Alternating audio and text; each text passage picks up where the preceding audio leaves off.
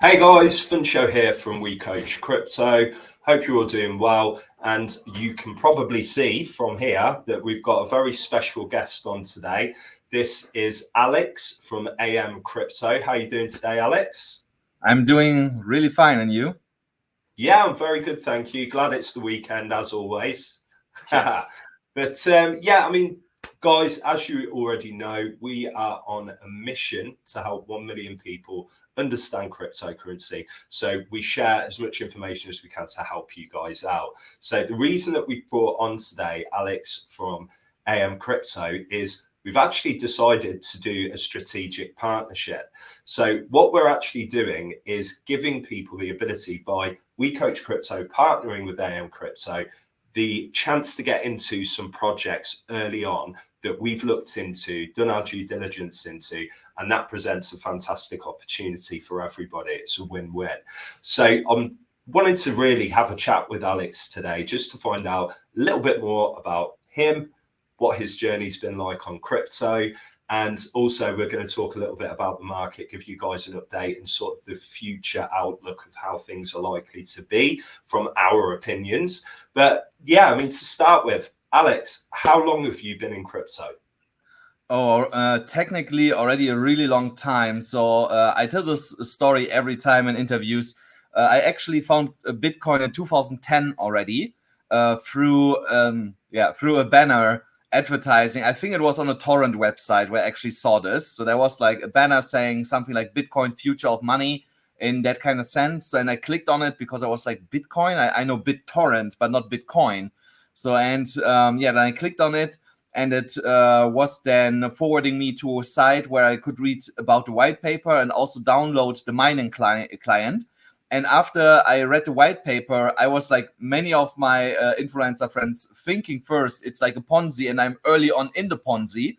When you're early on, you make money. So I was thinking like, okay, when I'm early on, at least I can ride the wave a little bit and make money with this. So I would definitely mine this. And what happened was, they downloaded the client. I tried then to synchronize the client, and that was an issue. It did never 100% synchronize with the blockchain. It was like it's 99.98 something percent always stuck, even though I had the most powerful computer that you could buy at the time and build by yourself. The computer was more than powerful enough to mine, but yeah, it did not synchronize. So after a couple of weeks running the computer without any break, I gave up and was like, okay, there's something wrong. I don't understand this. I just leave it. And then 3 years later, I saw Bitcoin again when it hit over $100, and I was like, No. because when I saw it, it was just under $1. I realized I missed 100x, and it was after 3 years still around. And then I was like, okay, maybe it's not a Ponzi, and maybe I should still try to get in. It's just $100 now. So I tried again to mine it with a laptop this time, which did not work because you needed already ASIC miners, which I did not know. So again, a couple of weeks passed by. I gave up again, and then I was actually done with Bitcoin. I was like, okay, it's not working. It's a scam somehow. Maybe they're siphoning the hash power. And I actually give it to them, but I don't get anything in return. Then I was done with it until 2015, when one of my roommates were exchanging Ucash, Perfect Money, and what was the other one? Perfect Money, Ucash, some other cash cards, Litecoin, and eGold for Bitcoin. And when he told me Bitcoin, I was like, Bitcoin? Just go away with that. It did not work for me. And then he asked me, what did not work? I said, yeah, I just wanted the wallet and I wanted to mine it. And he said, just give me your iPhone. You can have a wallet immediately. And then I had a wallet, and then I started also exchanging. But of course, he did not want to share with me where he did it, because he was a little bit lazy, but made like $1,000 a day being lazy with it. And he knew how much driven I am, so that I would put him out of business if I get to the website. Then I started exchanging myself through other websites, Bitcoin-centric websites in Germany, and grew quite quickly with this. That much that I, after 2 months, could quit my job that I was working at the time. And after a couple of months later, moved to Paris, became then bigger than the outlet that Ledger had at the time. They had their own exchange, a physical exchange. After 6 months, I surpassed them in volume. So because first of all, I did not have any KYC because it was not required at the time. They had already KYC.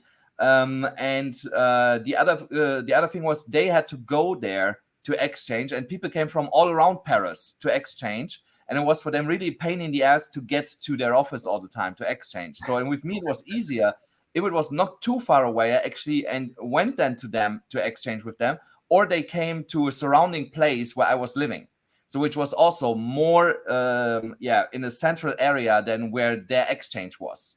So, and that's how I managed to surpass them in volume after 6 months, which they did not like and actually blacklisted me in their establishment.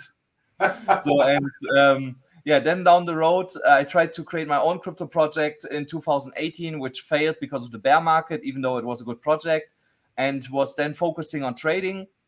And with trading, I managed within 10 months, after I relocated to Kiev in Ukraine, to turn 5,000 euros that I had left into 2.2 million within 10 months with leverage trading. And then my most successful trade last year was when I bought for $1 million pancake, and I bought it at 60 cents, and it went to almost $50. So, and when it hit $50 with the staking rewards and everything, I cashed out $168 million. That's not bad, Alex, is it really? That was nice.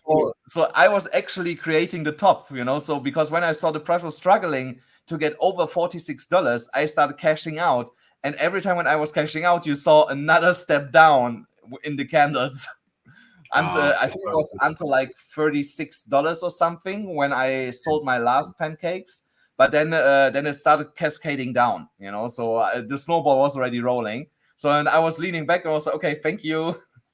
Fair play. Now, that Pancake Day is great for you every year, isn't it? It's a nice little reminder. God, that's some trade. That is some trade, my friend. Yes, so that was amazing. So, and then actually when I cashed out, I started then my YouTube channel because I was already friends with Chris from AMCrypto, also Carl the Moon, and also Da Vinci, because I all met them here in Dubai, where I'm also living right now. So, and they kind of pushed me into the YouTube business, and then I started my YouTube channel, so which is quite successful. So I'm now doing this for more or less a year, and I have around 31.1 million subscribers on the channel. So obviously it's not growing right now that much because of the market situation, but I'm sure in the next bull run it will kind of explode also on the YouTube side. I'm sure it will. I'm sure it will. And I think that's something really important to highlight as well, is the fact that, these things that you've done, they're going to happen again for other people that are educated and understand what the opportunity looks like. So, I mean, with the market, how it is at the moment, I mean, do you feel that it's a buyer's market? Do you think that it's still, a bit too scary to make a decision? I'm just interested what your professional opinion is on it. Yeah, so I have actually 2 long positions open, one on Bybit, one on Femex with 7 and with 9x leverage, because the liquidation point is so low that I actually don't think that I get liquidated. So if I get liquidated, okay, happens, and was a mistrade, so, but I'm quite confident that we will not get under $28,000 again. So when you look at the chart, there's a lot of wicks in this region. So, and that actually indicates that there's a lot of buy pressure underlying in this area right now. So when you look at the weekly chart or even on the daily chart, you see only higher lows. And the lowest low was like around 26K. And since then, we have not hit this and not broken this low anymore. So we're just keeping creating, even though if they're really tiny, higher lows consistently for the time being. And that's for me already a first indication that we are close to a turning point or a crossroad where the price will actually then decide either to finally go back up with a relief rally and from there continue to go higher, or that we actually then break the local low that we had and actually go lower to around $23,000. So, but right now I'm cautiously bullish that we actually will soon break in the mid $30,000 range again, especially when you look also on the daily, on the 4-hourly chart. All the indicators are resetting, all indicators are cooling down where the price is going sideways, and that is a typical play what we have seen over the years multiple times, where the big institutions and the market makers push the price sideways to cool down the indicators and then actually to send the price up again. There you have it, guys. And I think you're right with everything that you're saying as well. And I know the wick you're talking about, I think it came close to 25K. It's ridiculous, that wick. So the expectation for it to come down to that exact same level is slim, because there isn't enough action around that area. So, I mean, I'm still extremely bullish on the market, but I understand why there's hesitancy and a lot of fear right now. But I think where people are lacking education, which I'd love you to elaborate on as well, Alex, is the opportunity that's there with the market in its current state. So many people are running scared. They wait till it will probably be at 70K Bitcoin and go, oh yeah, I think I'll buy it now. It's just crazy, the mindset of how a lot of humans are that don't have financial literacy. So, I mean, do you see the market right now as a great buying opportunity? Yes, definitely. So just as a sideline, I run also an Ethereum liquidity mining pool.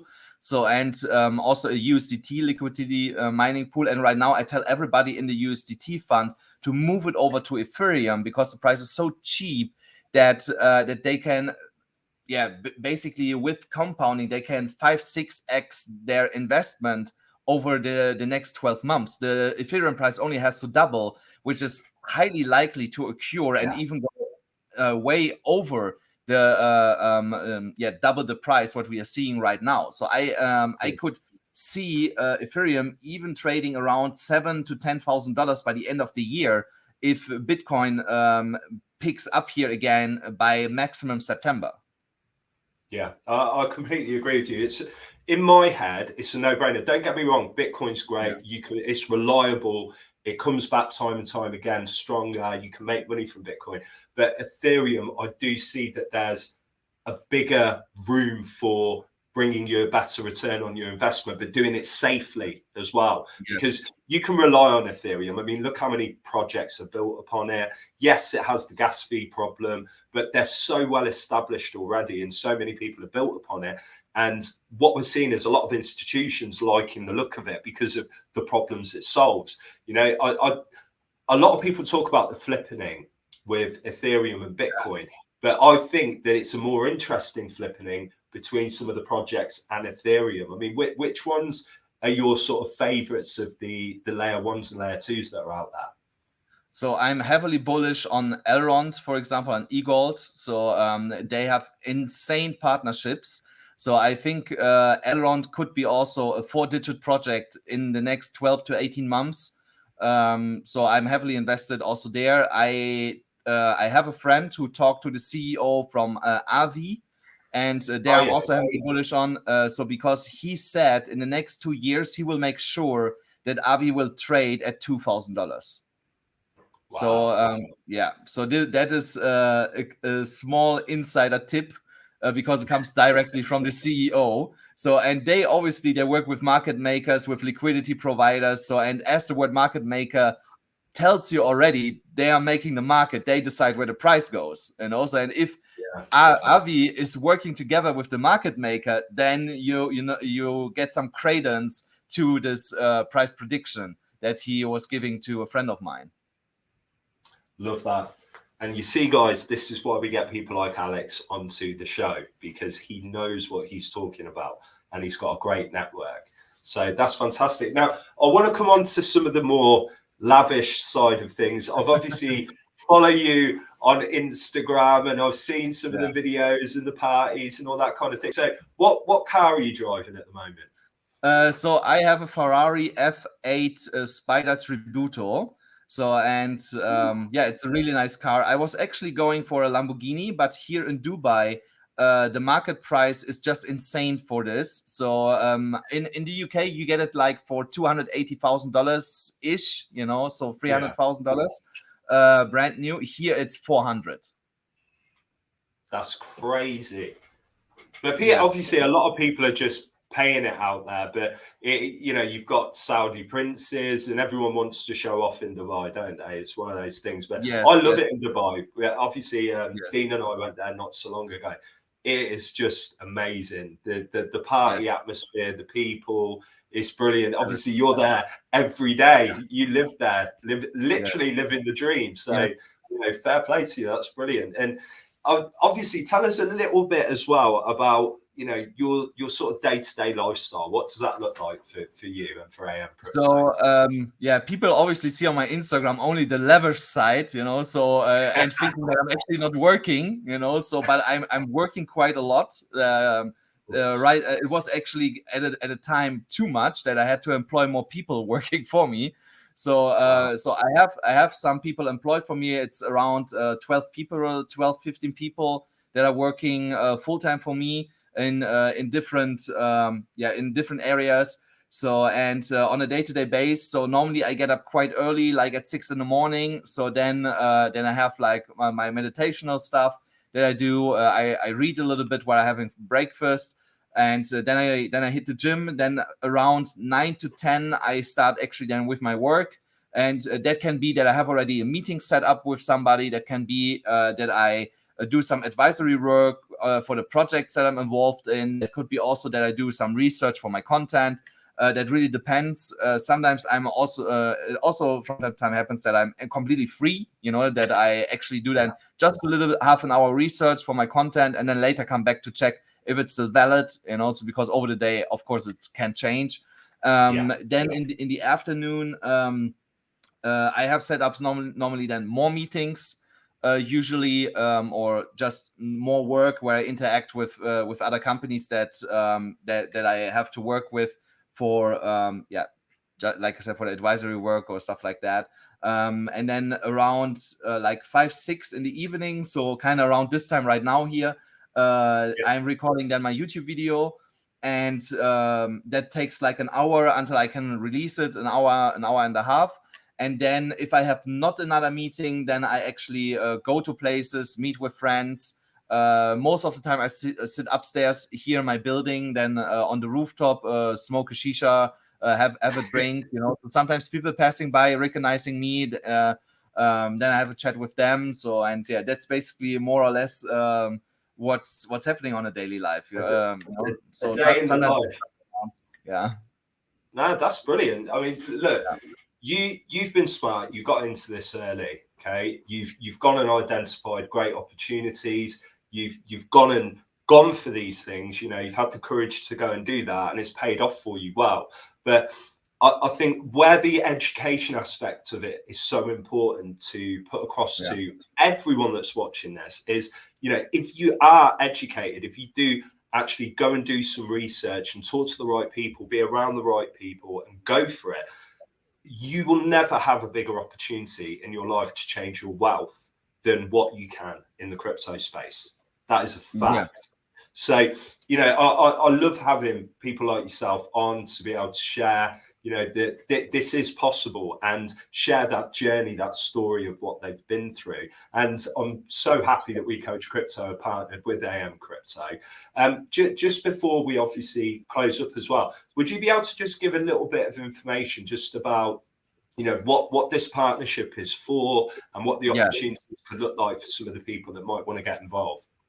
Yeah. So of course, I know that you have you and Dean, you have an amazing community. So, and I think it helps actually a lot of people to also achieve financial independence if I help you guys to actually get access to top tier projects that are in the early stage of fundraising that can actually, even with a small amount, set you for life. So obviously not all the projects turning out like this. So but most of the projects that I have invested in the last year, which were over 150 projects, under 150 projects, I have around only 6 that actually more or less failed from an investment point. So where I have to say, okay, that was a loss, but I had over 130 projects that were profitable in some sort of. And why don't I pass that on to other communities that they can also benefit from this? you know. So, and I have actually 3-4 projects lined up that are quite promising. One has already launched, so this is already gone. It made over 100x since 3 days. They launched 3 days ago. Since then, it made already over 100x. There is another 100x definitely in there from where it is right now. So, but of course, I have other projects that are still in the fundraising stage, and that is obviously the biggest opportunity that your community can profit off from this partnership. For sure, and that's something really important to highlight. The difference is, you know, I understand that everyone can go off and do their own research, but when you've got people like Alex with the AMCrypto that's been in this since very, very early stage, you've got people like us that have been in this at a very, very early stage. When we're looking at a project, we know what to look for. We know what ticks the boxes. And as a result of that, it puts us in a better position, especially with our own communities who we love and always keep safe, to give them the opportunity to go into something. Obviously, you know, we can't sit here and say, oh, it's low risk and nothing can happen. We all know what the crypto market's like, but it's a far bigger opportunity than what a lot of other people would be able to put in front of you. And I think that's one of the key things to highlight. But no, look, Alex, absolute pleasure to have you on. Thank you for sharing your story with us and all of our community. I'd love to have you back on again. And obviously your technical knowledge is insane as well. So no, I really appreciate you coming on today, my friend. Yeah, thank you for having me. I would just like to add one more thing. The projects that I bring to you guys, so at least the 3 that I'm talking about, there I'm also 100% confident about the team because I've personally all met them and I have them all also on WhatsApp, you know. So it's not like that I just bring a project that I'm like online in touch with. No, I've actually met the whole team of these projects. Of course. That's brilliant. No, thank you, Alex. Appreciate it. We will definitely have you back on if you would like to. And sure. I'm looking forward to us working together more in the future. Guys, we've given you a bit of an outlook on the crypto market. Wanted to share Alex's story, introduce him to all of our community. And yeah, I appreciate you coming on, my friend. And we will look forward to catching up with you guys in the next video. Thanks for coming on, Alex. Yeah, thank you.